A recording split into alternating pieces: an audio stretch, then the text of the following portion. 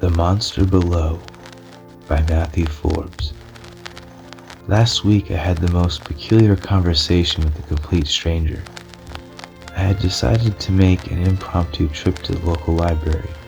The main branch in my small New England town was the size of a small branch library. With its brick exterior, it still displayed the great architecture of the early 20th century.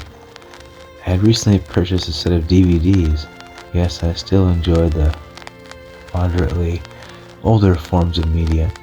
When I loaded the first disc into the DVD player, to my surprise, the volume of mystery and mythic fictional character Hercule Poirot, Agatha Christie's famed detective, I found instead of the excellent 1980s TV movie series, it was the show but in a foreign language. After using the internet on my smartphone to help determine what language it was, I discovered they were speaking a particular dialect of Japanese. Seeing as I don't speak the language and there is no need to throw it away, I wanted to donate it to the public. There was a charming lady who met me at the front desk of the library. I explained my situation and she was obliging to let me donate the DVDs. She inquired if I was signed up with a library card, and embarrassing as it is to say, as a writer I did not have one. In my defense, I grew up always loving the library. When I moved to this town, I found that the hours the library was open were in conflict with my weekly schedule. When I was younger, I was a vagabond. I didn't have to work full-time and squeeze in my creativity in the evening hours as much as I could. I've always vowed to get to a place again in my life where I can write and read all day and travel about to engage with my muses. However, the government has a court order and I agree I should pay to keep my children fed and healthy. But that doesn't mean my writing had stopped. But enough with my excuses and reasonings. This story has a direction you would never expect to come. After signing up for my new library card, I decided other newly card-holding members will do. I wanted to pursue the stacks and maybe find a gem to sink my teeth into. A book of a gem, that is. For some reason, the section at a bookstore or library that always pulls me in first is the philosophy or information section. I love a good book that I can learn from, and you can really tell its value by how long you want to keep the information at hand. If a book is a good one, once they're read, that's nice. But if a book is really good, I'll take notes or retain mentally anything of importance. But it's not a volume I wish to reference at any time in the future. I will find a place or someone else to get use of it. I was walking from the philosophy section, passing by my usual stop at the autobiographies, and found myself in the fiction section, in particular the thriller and horror section. Now, I'll admit I'm not the most avid reader of these styles, but I had recently began mapping out a new book I was writing, based on a New England writer like myself, but he uncovers a horrific truth of his town and must fight his way to survive. It's based mostly on what I call the four corner towns of New England.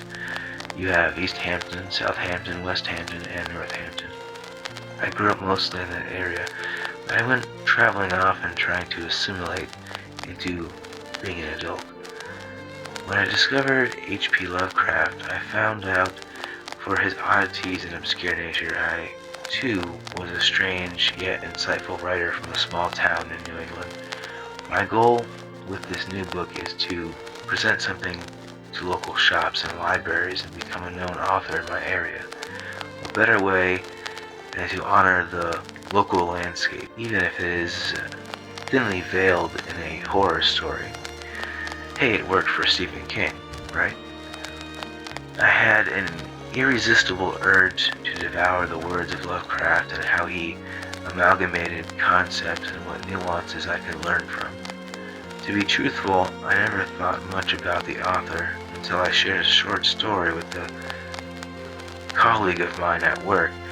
and to my surprise, he said the story was bizarre, but fun and slightly dark in nature, which reminded him of Lovecraft. The short story was based on a series of lucid dreams I had, and I felt the concept was so fascinating, I wanted nothing more than to share the idea. Leafing through a book of Lovecraft's short stories, I noticed an odd-looking short man approach to my right. He was pretending to look at the books, but I could tell he was scoping me out for some reason. He wore a shabby, loose-fitting and dusty black suit. He had a funny, almost old-fashioned looking cap on and tiny glasses. He appeared to be in his late 60s, perhaps. I closed the book and put it away slowly, keeping a peripheral view of the old chap to my right. As I slowly began to move on, I noticed he too was moving on. I didn't get much further down the aisle when I stopped and turned to confront him. Just what is the meaning of you following me? Is there something I can help you with? He looked bewildered at first, but then soon grasped his composure. I'm not here to cause you trouble, young one. I saw you were reading some Lovecraft, and it reminded me of a true myth I was recently made aware of. This concept is real, but it is so horrifying you would think it was only possible in fiction. He seemed insistent on telling me this story and motioned if we could sit in 2 chairs that were located at the end of the aisle. I obliged and sat next to him. Okay, you have my attention. What do you mean, a true myth? I understand that many myths are more like parables, but what makes this one real? Forgive my context, I merely wish to illustrate that the story I want to tell you is true, and of a great proportion that you would either say it is based on myth or a fiction story. But I tell you, on this day, it could be a myth. It would be the first myth that is simultaneously a true conspiracy. Alright, I said, well, let's have it. Tell me what you know. I'm a writer, actually, and this story could be a good spark to my imagination. If it's interesting enough, perhaps at the end I'll ask for your permission to write on the subject. Okay, sorry for the interruption. Go on, please. It all begins back in Roman times with the invention of plumbing. We know the facts to a certain extent, but did you know there is what you could call a monster that lurks below us? It dwells deep below us, but that is what Antarctica is hiding. Beneath the frozen land is the abode of this ancient creature. The name is nearly impossible to uncover. The story has been told, but there are some specifics that are missing, so bear with me. You see, in the Roman age, all our waste went to provide nourishment for this creature. Humans had trouble accepting it, so they have kept it from us this entire time. We were designed on the material plane to produce the food this species fuels itself on. It is unknown how many exist here on Earth, but with the powerful capacity to create cities and society, it was quickly established to keep this truth hidden from us. Although we have facts of how waste was managed throughout history, it's not a popular topic to converse on, and that's why it's a perfectly hidden truth. The reason there are so many sun-based worship that we are told about is to have us looking up and to deviate us from what is going on right under us, right under our feet. There was an elaborate system and network of pipes engineered to facilitate this procedure. It's complex in nature, very simple. We live our lives totally unaware that our waste is what fuels these creatures. They are delivered our waste from all the networks of waste plants all over the planet, and all through underground, underwater pipes that lead to the center of it all, Antarctica. This is also found to resonate with occultists who dive deep enough into the lore of demonology. Have you ever heard of Balfagor? Belphegor is a very popular demon now in the 21st century. You see, many people aimlessly sit on the commode and scroll through their phones, wasting much mental activity on nothing. Meanwhile, this demon is just out of sight from our light spectrum, but nonetheless is able to seek you out, and feed on your energy. Oh, that's right. While you or anyone sits on your phone while using the restroom, you are invoking Belphegor's essence. This demon is worshipped through our ignorance. While we produce the waste, this demon is invoked and infuses our waste with our life force, which is then delivered to the dweller below us. Many demonic energies work in conjunction with ancient creatures such as this. They are servants of sorts. We are trained from birth to support lies and keep dark creatures in high esteem. We see it first and foremost with society and its holidays. Funny how easy it is to set people's minds with these concepts. Don't tell the children the truth. You will be shamed and punished. Much like a religion, there is a code of ethics for every Christmas and Santa. And as many already know, Santa is an anagram of Satan, which is not the true entity you must be worried about. Satan is a character used to manipulate our minds mostly. Anything else is either myth or based on ancient tales that are used to control minds and shape our thinking collectively. It might seem unimportant to know this, but it's all true. We are pawns in a disgusting reality. There is no way to stop yourself from participating in the ritual. Sure, you can stop the scrolling and invocation of demonic spirits such as Belphegor. We are here to be farmed for our emotions. For even though the denser and more negative the emotion, the sweeter and more delicious our production is for this creature, it is still nourishment regardless of what emotion is delivered. The more we uncover this reality, the more shocking it is. I will admit that we are of a spiritual nature, but we cannot have that until we leave this physical body and return back to our lighter bodies. For the brain, according to quantum science, now contains at least 11 dimensions.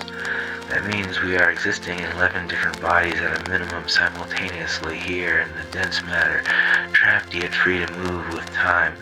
Once we leave this spectrum, we enter other bodies made of lesser dense light particles. Our need to create religion and art and entertainment is all designed to swell and quell our emotions so that when we produce waste that is imbued with our personal energy, kind of like heating it up in the microwave before you serve the food. Sorry, that's an awful image to imagine, but it is still true. Humans found that we were not created by these creatures, but that our genetic architects left us here to be imprisoned, psychically impaired, and deprived of a total spiritual understanding. There's no real escape until we die. The catch is, as in, say, ancient religions, we reincarnate if we are unwise. They use loved ones and other psychic traps to hold us here when we cross over, a lot like in that episode of Star Trek. The guilt of leaving others behind is so overwhelming, or our physical desire is so powerful that we have no choice but to relinquish our freedom of soul and move on from this realm. Your only saving grace is to see through the illusion upon your death and seek freedom from this horrible cycle. In a time and age where, quote, eating ass is seen as a high-ranking pleasure more than ever, or at least publicly associated with some kind of bragging rights, the illusion of desire is so powerful, second only to the desire to fit in to society. You see, it's all a clever design to keep us here and going in circles. Sure, some have tried to stop producing waste. You do shrivel up and die, but no one knows if they made it out of the cycle alive or go spat back out into this world. Thus it is true, as the poet T.S. Eliot dubbed, we live in the wasteland. I know this comes as a shock, but I had to share this with someone who might have reasonable ability to comprehend how bizarre our purpose on this planet truly is. And if you think what your waste feeds is bad, wait until you learn about what coffee mixed with avocado does to the brain that they won't tell you. Well, what does it do? I asked. But before I could ask more questions, the kind female librarian who I spoke with earlier walked up to us and said that the library was going to be closing soon. Yet again I thought about how terrible these library hours were, how inconvenient, and yet acceptance. Let it go. Don't imbue your energy too much into the situation. It's not worth it. As I collected my wits and brushed off my thoughts, I turned to the stranger to say we ought to get going, and when I turned, he was gone, as if the stranger was never there. Was it all the truth, or, forget the pun, a waste of time? I left the library and began to walk toward my car. At the end of the sidewalk, I noticed a sewer drain lurking at the precipice of the curb. I stood there with my foot dangling over the edge. I gave a slight bounce in my step and I jumped over the sewer drain. I still don't know if I believe the story the stranger told me, but I will say we live in a society where there are many things around us we don't investigate enough. The inner workings of this world are monotonous for sure. Who wants to waste time learning about the structure of society or ancient creatures that feed on our excrement and waste? I decided it was better to not think about it as much as possible. What good could I do? It's not like I'll ever have to face this diabolical monster. However, thereafter this day, I decided to think twice whenever I was sitting on the bowl in the morning during my customary morning duties. Forget the language, ladies. Instead, I found myself thinking how odd it is a creature exists where it has no set feeding time. It's not as if one of these creatures makes dinner reservations in advance. Is that yet another one of our ritual trappings as a people? We have such a clever way of living, yet so much we know not yet, and so much we would never want to know. Not everyone is brave enough for the truth. Not yet. But hey, who gives a shit? Maybe the waste-feeding monster below us does, but surely not I, and neither should you.